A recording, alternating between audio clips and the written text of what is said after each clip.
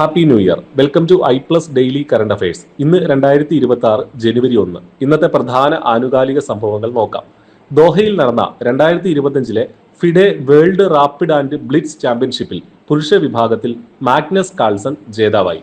ഇന്ത്യയുടെ അർജുൻ എറിഗൈസി വെങ്കല മെഡൽ നേടിയപ്പോൾ വനിതാ വിഭാഗത്തിൽ ബിബിസാര അസൗബയേവ കിരീടം നേടി.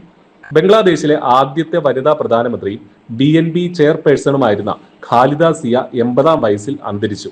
1991 മുതൽ 96 വരെയും 2001 മുതൽ 2006 വരെയും അവർ ബംഗ്ലാദേശിന്റെ പ്രധാനമന്ത്രിയായിരുന്നു.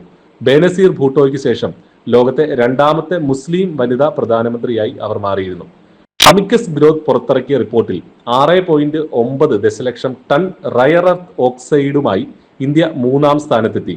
ഇത് ആഗോള കരുതൽ ശേഖരത്തിന്റെ ഏകദേശം 6 മുതൽ 7% വരെയാണ്.